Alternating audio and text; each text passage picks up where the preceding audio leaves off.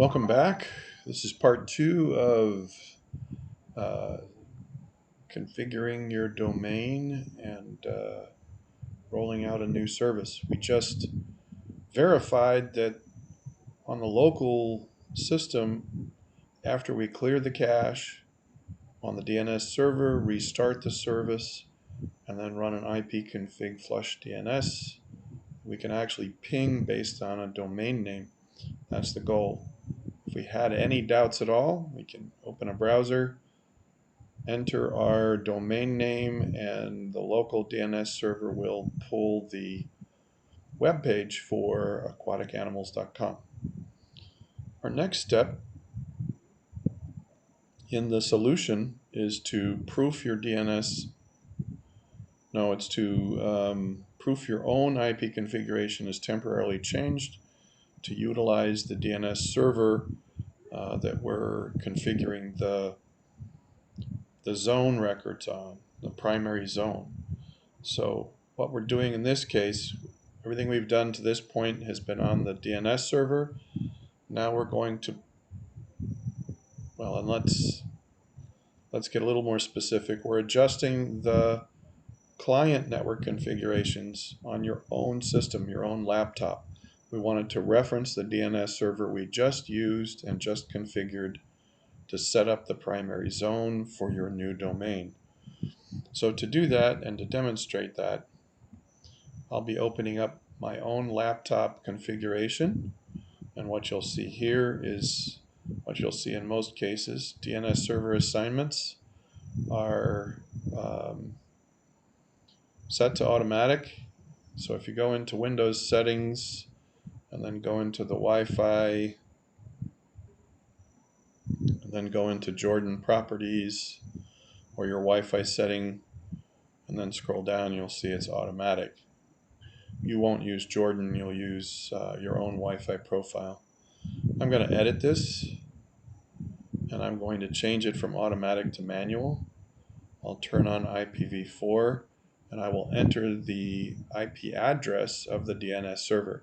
Now in our case, when we're working this solution together, it'll be a public IP address. For the purposes of demonstrating the method here, I'm going to enter this IP address, but it's not the same as the one you'll use. You'll use one that's 146.226 something. So if I take up the IP address of the DNS server we just used to configure this, and I have nothing else configured for DNS, this machine will point to my DNS server that's running right now. I'm going to save this, and just as I did on the other machine, I'm going to open up a command prompt, and I'm going to issue the ipconfig flush DNS command because I don't want any negative results to show any negative or previous attempts on my laptop to connect to that web server. If things weren't ready for prime time and I got a bad result initially and I was troubleshooting, those negative results will be cached in here. So whenever you reset your server and everything's good to go, you want to make sure that you reset the local cache on your laptop to clear out any previous attempts that may have failed. The cache will basically return the quick answer that says, we tried that already, it doesn't work, even though it is working.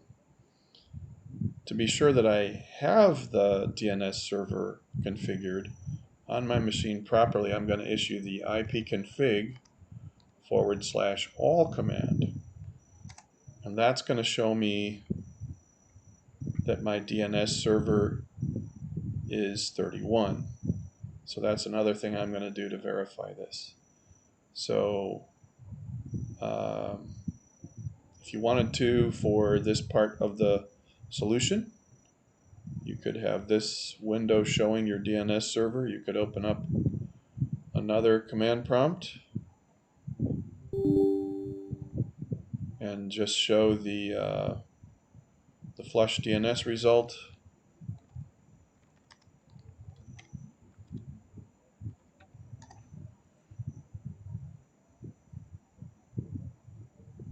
And let's see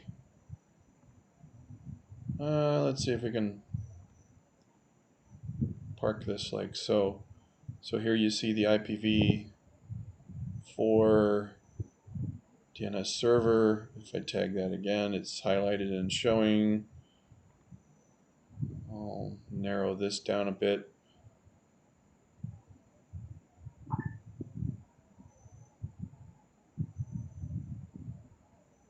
I know that's a little bit redundant, but as long as what you have shows clearly that your DNS server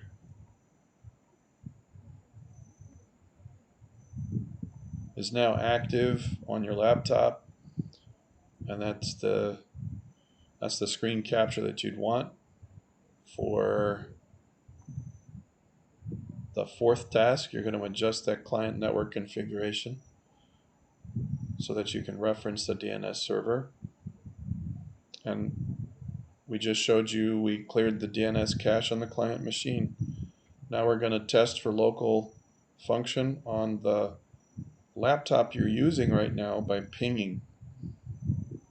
So I'll go ahead, after I've captured the previous screen for my fourth criteria, I'm going to get a snapshot of the website splash screen that shows my custom domain in the URL from my laptop, because my laptop, I'm not on the DNS server anymore. I'm using my own laptop, and I'm using that system for DNS. So the first thing I should be able to do after I flush the DNS is ping the domain name.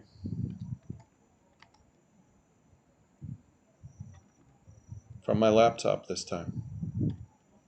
www.aquaticanimals.com, and you see I have a successful result. Woohoo! And now I open up a web browser, and I should be able to, oh, you know what? I'm going to clear my browser data. I don't want anything cached in my browser either, just to make sure that's not going to be a problem. I'll clear all the data from my browser, and then close this and open it again. And that's simply because my browser data can also work like DNS cache. I'll go ahead here and type in www.aquaticanimals.com. I think what I'm going to do is first reference the A record. I know the name of the server, and although I wouldn't typically go to that server, I've changed the name to Dolphin in my DNS. And if I go to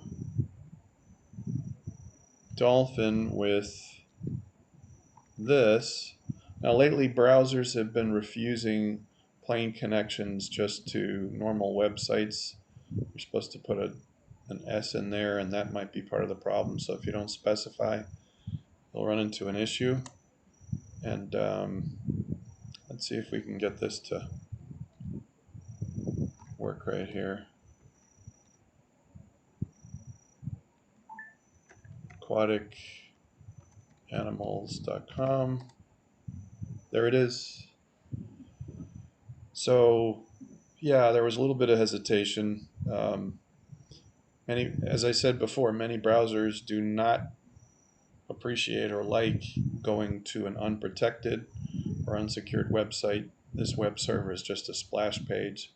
There's no TLS padlock protection or encryption for the website that we've configured. It's just a basic web server. But this is your proof of concept. So I'm sitting on, as you would, you'll be sitting on your laptop in your home environment. You'll use the DNS server that will configure to create your domain name and build a primary zone with records. Then we'll reset the service, come to your laptop, clear the caches and configure your laptop to use that DNS server, and then point to your new domain, and you should see a screen just like this. This is the final thing you have to capture for the fifth criteria of your solution, right? It'll be a website splash screen showing the custom domain in the URL. And that's the www.aquaticanimals.com. So please respond quickly so we can schedule your session, and we'll see you there to build your internet domain. This concludes part 2 of our solution demo.